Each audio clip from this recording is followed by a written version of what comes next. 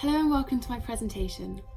As part of our creative conference, I am making a case for creativity in relation to the importance of location on creative outputs.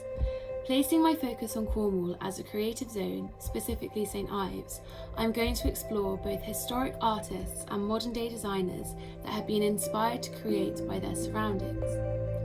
Some of the key questions to consider will be: how do our environments shape us? And are we creative due to the space we are physically in or the space we're mentally in? I believe that the physical environment that I am in majorly impacts my levels of creativity. If I were to reflect on my 3 years as a textile design student in Falmouth, the studio space played a key role to me. As a first year student, you are not given a desk, however, there are a general area of tables for you to use, and this communal approach was effective as it offered a sanctuary of support during a time of new changes. However, I noticed an improvement in the quality of my designs and in my work ethic in years 2 and 3 once I had been given a desk in the studio, an area that belonged to me.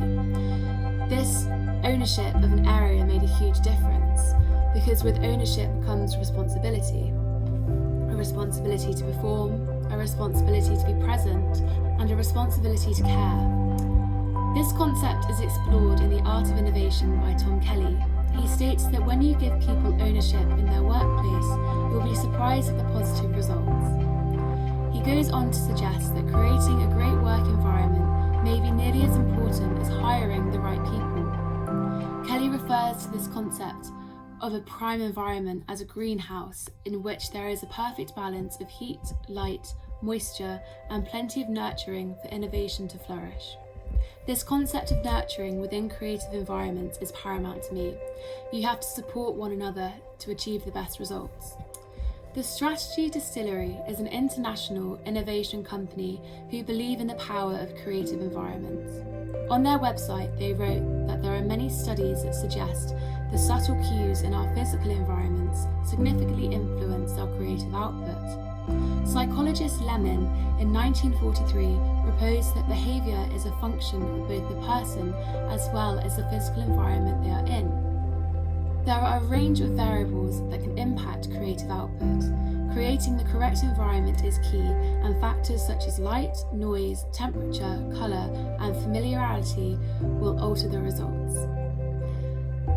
They said that according to the Journal of Environmental Psychology, natural light fosters superior creativity as it encourages a feeling of freedom. Freedom is paramount in creative environments as it gives space for the mind to play. So to what extent is creativity a mindset? Excuse my pronunciation on this, I'll try my best. Mihai Csikszentmihalyi's book, Creativity, The Psychology of Discovery and Invention, suggests that creativity does not happen inside people's heads, but in the interaction between a person's thought and the socio-cultural context. Just like Kelly's idea of greenhouses, he also suggests that the level of creativity in a given place at a given time does not depend only on the amount of individual creativity, it depends just as much on how well suited the respective domains and fields are to the recognition and diffusion of novel ideas. This is what was starting to happen in St Ives in the 1940s. An ideal climate was forming and a field was being constructed of like-minded people, all with the common interest of progressing modernism. The Tate Gallery defines modernism as a moment in society and culture that sought a new alignment with the experience and values of modern life. The moment encouraged creative thought and experimentation with imagery, materials, and techniques. I think that using this concept of modernism as a creative tool is really interesting to consider when talking about the importance of place. How can you adapt your environment to reflect the impact and realities of the hopes of the future? St Ives became a creative colony after the arrival in 1939 of sculptor Barbara Hepworth and her then husband Ben Nicholson, who is considered to be one of the leaders in the St Ives School of Artists. The group consists of artists such as Wilhelmina Barnes-Graham, Paul Fuller, Sir Terry Frost, Roger Hilton, Peter Lanyon, and one of my personal favourite artists, Patrick Heron. As you can see, there is a strong correlation between their work. Their use of colour, line, and abstract shapes unite the pieces. Another common factor is that they're all inspired by the landscape surrounding the seaside town of St. Ives. Peter Lanyon said it perfectly. It is almost impossible for me to make a painting which has no reference to the powerful environment in which I live. I believe that they were producing more than simple abstract landscapes. They were capturing the energy in the environment and translating it into beautiful explosions of colour. Although they did not consider themselves a group at the time, their works have been connected now due to the progressive nature of their paintings. There was a subculture forming, a greenhouse of the correct conditions that nurtured this progressive development which ultimately made St. Ives the epicentre of British modernism. This development of a social field supports the argument for the impact of place and location on creative output. Tom Kelly wrote, "Don't forget that your spaces should tell stories about your workers and your company. This concept of storytelling and creating a narrative is key to a successful company as it creates a connection between the brand and the client." Douglas Holt suggests in his book, Branding in the Age of Social Media, that brands succeed when they break through in culture. Branding is a set of techniques designed to generate cultural relevance. John York explores in his book, Into the Woods, How Stories Work and Why We Tell Them, that without the desire to animate the protagonist, the writer has no hope of bringing the character alive. Translate this into business. In order to have a successful company, your desires must be clear and powerful enough to connect to the relevant cultures. Poppy Treffry is a Cornish-based textile designer who has successfully established her business specialising in handmade lifestyle products. Her designs, created using the process of freehand embroidery, are conversational in nature. Inspired by the day-to-day life in Cornwall, this is the perfect company to look at in terms of progression of creative output inspired by location. Viewing her business as a character, it clearly has a strong desire to be sustainable, quirky, handmade and charming. This attracts customers who have similar interests, thus making Poppy Treffry relevant and successful in this cultural field. I've recently listened to a podcast by Create and Thrive in which Poppy is interviewed about how her business expanded.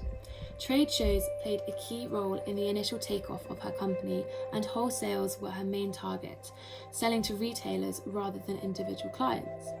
Her most successful product at the start of launching her business was the tea cozy. Poppy made a really interesting point in her interview that it was only UK-based companies such as Fortnum & Masons and Liberty that were interested in these products.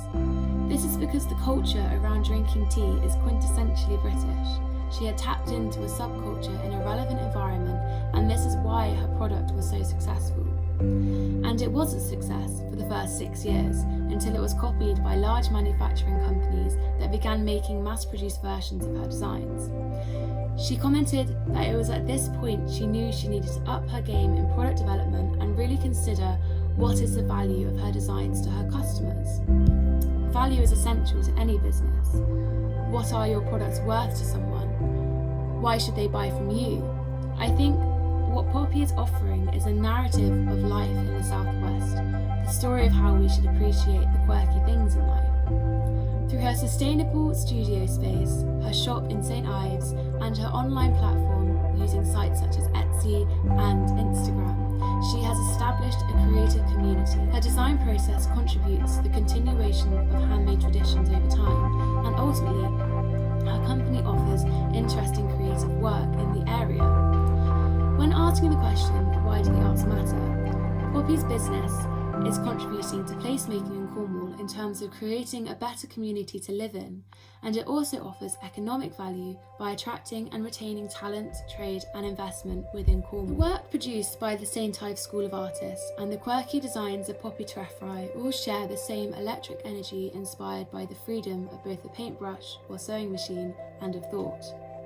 Physical spaces are greenhouses for innovation that foster a mindset of creativity. Environments need to be constructed that encourage innovative thought, experimentation, and boundary-pushing conceptualization.